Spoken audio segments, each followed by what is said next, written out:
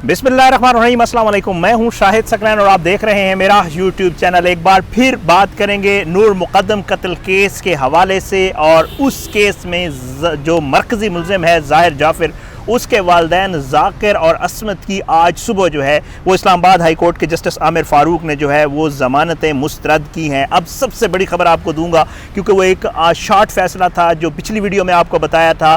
तफसीली फ़ैसले का मैं इंतज़ार कर रहा था, तफसीली फ़ैसला आ गया है, मेरे हाथ में मौजूद है, और इस तफसीली फ़ैसले से आपको पढ़ के बताऊंगा कि वो कौन सी वजूहात हैं कि इस्लामाबाद हाई कोर्ट ने ट्रायल कोर्ट को 56 दिनों के अंदर जो है वो फ़ैसला करके जो है इस केस का फ़ैसला करने का हुक्म दिया है। और साथ साथ ये भी बताऊंगा वे कौन सी वजूहात हैं जिनके तहत इस्लामाबाद हाई कोर्ट ने ये ज़मानत की दरख्वास्तें मुस्तरद की हैं। असमत और ज़ाकिर के हवाले से क्या लिखा है इस फ़ैसले में, तफसीली फ़ैसले में, ये आज की वीडियो में आपके सामने रखूँगा। आपने ये वीडियो आखिर तक देखनी है अगर आपने पूरा फ़ैसला सुनना है। लेकिन उससे पहले वो लोग जो सिर्फ वजूहात सुनना चाहते हैं उनके लिए सबसे पहले मैं वजूहात सामने रख देता हूँ। 3 बड़ी जो है वजूहात बताई गई हैं। सबसे बड़ी जो है फ़ैसले से अख़ज़ किया गया, ये 14 सफ़ात पर मुश्तमिल फ़ैसला है जिसको जस्टिस आमिर फ़ारूक ने बड़ी तफसील में लिखा है। इसमें सबसे पहले बताया गया है क्या पिटीशन थी, उसके बाद ख्वाजा हारिस ने क्या दलाइल दिए, उसके बाद शाह खावर ने क्या दलाइल दिए, उसके बाद स्टेट काउंसिल ने क्या दलाइल दिए। ये सारा कुछ जो है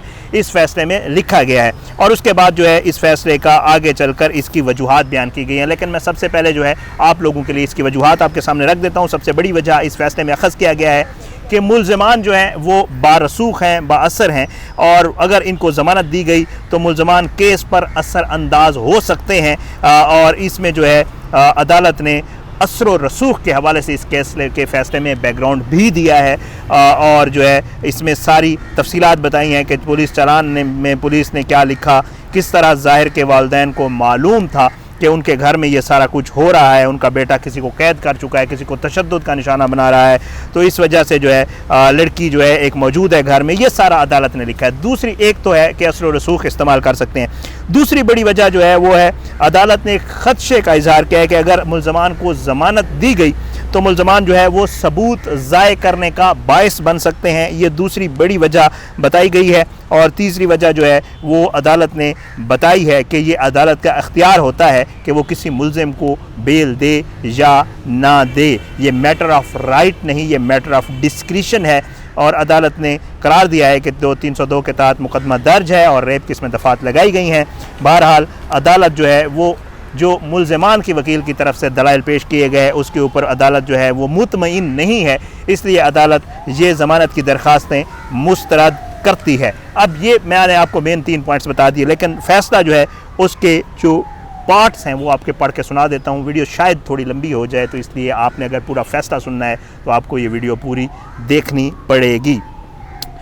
इसमें जी लिखा गया है फ़ैसले में कि दरख्वास्त गुजार ज़ाकिर और जाफ़िर और असमत ज़ाकिर जो है वो FIR में गिरफ़्तारी के बाद ज़मानत चाहते हैं। शौकत अली मुक़द्दम की शिकायत पर मज़कूरा FIR दर्ज की गई, जिसमें इल्ज़ाम लगाया गया कि 19/7/2021 को कुर्बानी का बकरा लेने के लिए गए। जब वो वापस आए तो उनकी बेटी वहाँ मौजूद नहीं थी।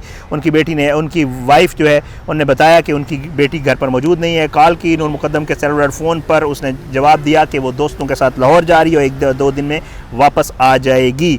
20/7 दोपहर को ज़ाहिर जाफ़िर ने फ़ोन किया कि नूर मुक़द्दम उसके साथ नहीं है। ताहम रात 10 बजे के करीब इत्तला मिली कि नूर मुक़द्दम को कत्ल कर दिया गया है। जब मकान नंबर फलां पर पहुंचा तो ये ज़ाकिर जाफ़िर का घर था। मालूम हुआ कि उसकी बेटी को बेदर्दी से कत्ल कर दिया गया है। इब्तदाई तौर पर दरख्वास्त गुजारों को FIR में नामज़द नहीं किया गया था, लेकिन बाद में बुनियादी तौर पर सेक्शन 109, 201, 511, 176 और 118 PPC के तहत के हवाले से मुलव्वस किया गया।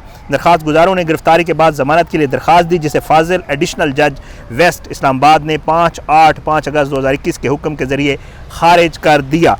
ख्वाजा हारिस जो है उन्होंने दलाइल देते हुए बताया कि 5 मुख्तलिफ जराइम जिनमें दरख्वास्त गुजारों को मुलव्वस किया गया, इनमें सेक्शन 109 PPC ममनुआ शिक में आता है। ये दावा किया गया कि सेक्शन 201, 176 PPC काबिल ज़मानत हैं, लेकिन सेक्शन 511 जो है वो उसकी तरफ भी तवज्जो दिलवाई गई। सेक्शन 118 PPC अगरचे 7 साल सज़ा का हुक्म देता है और नाकाबिल ज़मानत है, और ये जो है ममनुआ शिक में नहीं आता। मज़ीद दलील दी गई कि दफ़ा 109 PPC के लिए दरख्वास्त गुजारों के ख़िलाफ़ कोई मुकदमा हक़ाइक़ और हालात में नहीं बनाया गया, इसलिए इस पर कुछ नहीं है। पुलिस हुकाम की जानिब से अब तक की गई तफ्तीश के मुताबिक रिकॉर्ड पर है कि दरख्वास्त गुजारों ने नूर मुकद्दम के कत्ल में मदद की और इनकी हौसला अफजाई की। ये ख्वाजा हारिस के दलाइल का पॉट है। ये भी दावा किया गया दरख्वास्त गुजारों के खिलाफ मुकदमा बुनियादी तौर पर असल मुल्ज़िम ज़ाहिर जाफ़र के बयान पर मबनी है, जिसमें बज़ाहिर उसने इंकशाफ किया कि उसने अपने वालिदैन को अगवा के बारे में आगाह कर दिया गया था। ये दलील दी गई। बहरहाल ये दलाइल हैं। फिर उसके बाद जो है उन्होंने जो ख्वाजा हारिस ने जो हवाले दिए थे ना केसेस के, वो भी इसमें डाल दिए हैं। ठीक है, वो केसेस के हवाले हैं। फिर उसके बाद ये भी पेश किया गया कि ज़ाहिर जाफ़र के बयान के खिलाफ दरख्वास्त दहिंदगान के खिलाफ इल्ज़ाम तराशी करने वाला मवाद सिर्फ कॉल डेटा रिकॉर्ड है। ये वो जो शवाहिद की बात हुई थी। फिर एक खालिद परवेज़ बमुकाबला रियासत हवाला दिएगा। वकील ने अदालत के फैसलों का जरिया भी लिया। ज़मानत का ये मौजू है कि ज़मानत की दरख्वास्त का फैसला करते हुए अदालत इससे पहले मवाद का आर्जी जायज़ा ले। फिर जो है 3-4 हवाला जो ख्वाजा हारिस ने दलाइल दिए थे उनको ये इन्होंने रिप्रोड्यूस किया। यहाँ पे निशानदेही की गई कि चूँकि कोई ऐसा मवाद नहीं है जिसकी बुनियाद पर कहा जा सके कि दरख्वास्त गुजारों ने मरकज़ी मुल्ज़िम की मदद की और इसकी मुआवनत की। सेक्शन 109 PPC इस पर लागू नहीं है और दीगर जराइम या तो काबिल ज़मानत हैं या ममनुआ शिक के तहत आते हैं। लिहाजा ऐसे मामलात में ज़मानत देना एक असूल है और इनकार एक इस्तस्ना है। तारिक बशीर बमुकाबला केस रिलायंस, इस पर भी दिया गया। फिर रियासत बमुकाबला मोहम्मद फैसल, रियासत और दूसरा आबिद महमूद वगैरह रियासत और ये केसों के हवाले। वकील ने मजीद कहा कि दरख्वास्त गुजारों के खिलाफ मुकदमा मजीद तफ्तीश में से एक है, क्योंकि मोबाइल फ़ोन पर इससे की जाने वाली गुफ्तगू, ये वो ट्रांसक्रिप्ट वाली बात को रिप्रोड्यूस किया गया है कि इसका ट्रांसक्रिप्ट नहीं है, CDR मौजूद है और ये नहीं पता चला कि मुल्ज़मान जो हैं ज़ाकिर और असमत ने ज़ाहिर से और थेरापी वास वालों से क्या बात की थी। बहरहाल अब मैं आता हूँ कि जी आगे चलकर माकूल इसके लिए अच्छा उसने इसमें यह भी जिक्र किया गया है कि जी वकील ख्वाजा हारिस ने यह भी कहा कि इनका बुनियादी हकूक़ में शामिल है, इनके बुनियादी हक़ीक़ हैं, उसके तहत भी इनको बेल देनी चाहिए। रियासती वकील के साथ साथ शिकायत कुनिंदा के वकील ने दूसरी दलील दी कि CDR दस्तियाब है, जो वाज़ेह ज़ाहिर करती है कि ज़ाहिर अपने वालिदैन के साथ राब्ते में था। ज़ाकिर और असमत ये दावा किया गया कि मवाद का मुमकिन वक्त 7 बजे है। CDR वाज़ेह तौर पर ज़ाहिर करता है कि 6:30 6:45 से रात 9 बजे तक कॉलों का तबादला हुआ। ये जो प्रोसिक्यूशन की तरफ से दलाइल दिए गए थे ये वो दलाइल रिप्रोड्यूस किए गए हैं। बहरहाल ये सारा लिख के आगे फिर जो प्रोसिक्यूशन की तरफ से दलाइल में फ़ैसलों का हवाला दिया गया था वो लिखे गए हैं। फिर उसके बाद अब मैं आता हूँ फ़ैसले की तरफ। वो लिखते हैं जज साहब के फ्रीकैन के वकील की तरफ से पेश करदा दलाइल को सुना गया और रिकॉर्ड कर रखे गए दस्तावेज़ात को उनकी काबिल मदद से जांच पड़ताल की गई। दरख्वास्त गुजार यहाँ मज़कूरा बाला जराइम के तहत मुलव्वस है। ये सच है कि वह सेक्शन 302 PPC के तहत मरकज़ी मुल्ज़िम नहीं है, बल्कि सेक्शन 109, 201, 511, 176 और 118 PPC के तहत मुकदमात का सामना कर रहा है। ये एक तस्लीम शुदा पोजीशन है कि दरख्वास्त गुजार FIR में नामजद नहीं है, ये भी लिखा गया इसमें। लेकिन तफ्तीश आगे बढ़ते ही इनसे तफ्तीश की गई और इन्हें गिरफ़्तार किया गया। इब्तदाई तौर पर वो असल मुल्ज़िम ज़ाहिर जाफ़र के बयान की रोशनी में ज़ेर तफ्तीश आए जब उसने पुलिस को बताया कि उसने वालिदैन को नूर मुकद्दम की कैद और उसके बारे में आगाह किया था और बाद में उसने उसे कत्ल किया था। इस तरह के बयान के काबिल कबूल या नाकाबिल कबूल होने के बारे में सवाल अगरचे ट्रायल कोर्ट के लिए एक सवाल है जिसका तयन करना अभी बाकी है। ताहम वहाँ एक आज़ाद CDR है जो वाज़ेह तौर पर साबित करती है कि मरकज़ी मुल्ज़िम शाम के इब्तदाई और देर से 6:30, 6:45 और 9 बजे तक दरख्वास्त गुजारों के साथ राब्ते में था। चौकीदार ने दरख्वास्त गुजारों की रिहाइश गाह पर जो तैनात था वाक़े की जगह की भी तस्दीक की और उसने ज़ाकिर जाफ़र को एक लड़की की कैद और पूरे मंजरनामे से आगाह किया था। चौकीदार इफ्तिखार ने यह अदालत ने अपने फैसले में लिखा है। लेकिन पुलिस को मामले की इत्तला देने की कोशिश नहीं की गई। इस तरह थेरापी वास के CEO को बताया गया, पूरी सूरत हाल के बारे में थेरापी वास को बताया गया, लेकिन पुलिस को मुतल्ला करने की कोशिश नहीं की गई। हवाला करदा हक़ाइक़ और हालात के पेश नज़र ज़मानत की दरख्वास्त का फैसला करते वक्त अदालत के सामने ये भी है कि इसे रिकॉर्ड को गहराई से देखा जाए या मुल्ज़मान के बुनियादी हकूक़ का फैसला करने के लिए आर्जी तशकील की जाए। ये फिर एक केस का हवाला दिया गया है। फिर उन्होंने कहा कि सुप्रीम कोर्ट के एक केस का हवाला है। फिर आगे चलकर जी अब मैं आपको आखिरी जो इसकी जो क्योंकि इसमें सारे केसेस के हवाले हैं जो पूरे पुराने फ़ैसले हैं उनके हवाले हैं, अब मैं आपको असल बात बता देता हूँ जो एंड पे लिखा गया और जो सबसे अहम है। लिखा गया कि किसी जुर्म की नोयत किसी भी मुजरिम को ज़मानत की रियायत से महरूम नहीं करेगी, क्योंकि एक बार जब मुलज़िम को ज़मानत पर तोसी देने के लिए माकूल बुनियाद मौजूद होती है तो फिर यह हक़ होता है और कोई इस्तिकाक या रियायत नहीं रहता।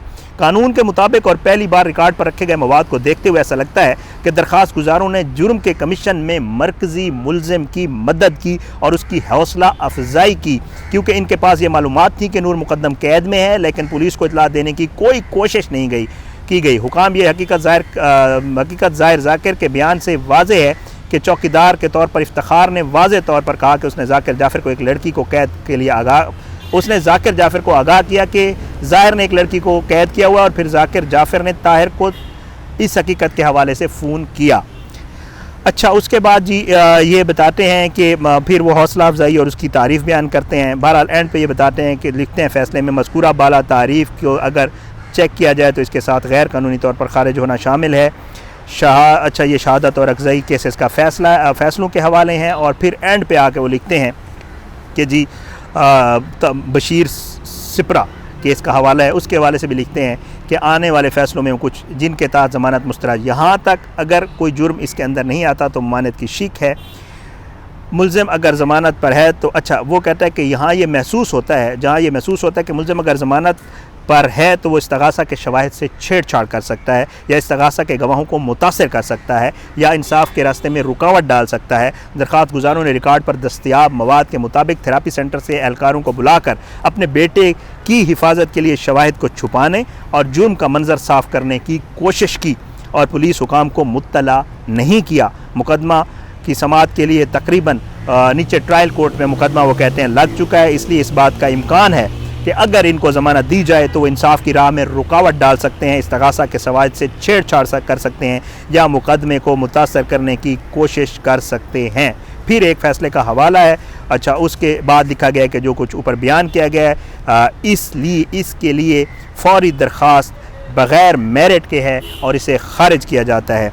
चूँकि मुकदमा शुरू होने वाला है, जैसा कि तवक्को की जा रही है कि 6 अक्टूबर को फ़र्द जुर्म आयद की जाएगी, इसलिए ट्रायल कोर्ट को हिदायत की जाती है कि मुकदमे की समाअत को तरजीही तौर पर चार्ज फ्रेमिंग के 8 हफ्तों के अंदर मुकम्मल किया जाए। एक चीज़ और क्लियर हो गई है, सुबह हमने थोड़ा सा बताया था कि 8 हफ्ते हैं, ये 8 हफ्ते फ्रेम चार्ज होने के बाद के हैं। ऊपर दिए गए मुशाहदात आर्जी नौयत के और एरिया हर फैसले के नीचे लिखा जाता है और ट्रायल कोर्ट पर इनका लागू नहीं होंगे।